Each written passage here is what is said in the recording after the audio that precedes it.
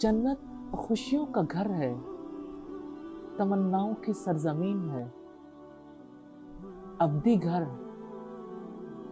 जिससे हमारे वालिद और वालिदा सैयदना आदम अलैहिस्सलाम और सैयदा हव्वा को जमीन पर भेजा गया।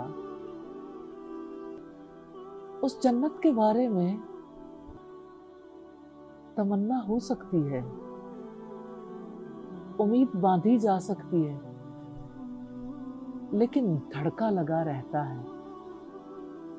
जाने इन आमाल की वजह से मुमकिन हो पाए या नहीं।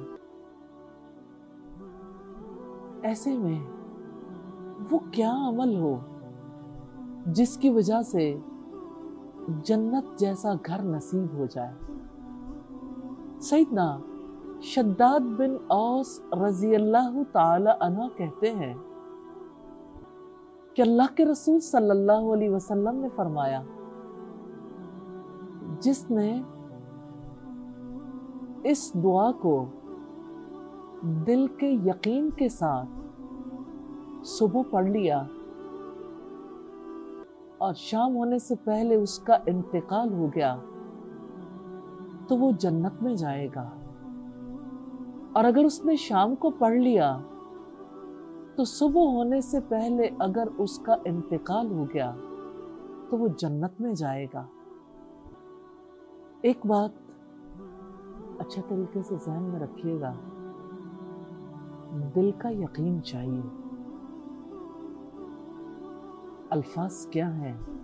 अल्लाहुम्मा अंत रब्बी ला इलाहा इल्ला अंत खलक़तनी व अना अब्दुक व अना अला अहदिका व वअदिका मस्ततअतु अऊज़ु बिका मिन शर्रि मा सनअतु अबूउ लका बिनिअमतिका अलैया व अबूउ बिज़ंबी फ़ग़फ़िरली फ़इन्नहु ला यग़फ़िरुज़्ज़ुनूब इल्ला अंत। ऐ अल्लाह, तू ही मेरा रब है, नहीं कोई माबूद सिवाय तेरे। तूने मुझे पैदा फरमाया और मैं तेरा बंदा हूँ और मैं अपनी ताकत के मुताबिक तेरे अहद और तेरे वादे पर कायम हूँ। मैं पनाह मांगता हूँ तेरे जरिए से उस चीज के शर से जिसका इर्तिकाब मैंने किया। मैं इकरार करता हूँ तेरे सामने तेरे इनाम का जो मुझ पर हुआ, और मैं इकरार करता हूँ अपने गुनाहों का, लिहाजा तू मुझे मुआफ़ फरमा दे। बेशक गुनाहों को तेरे सिवा कोई मुआफ़ नहीं कर सकता। मग़फ़िरत की दुआ कर लीजिए।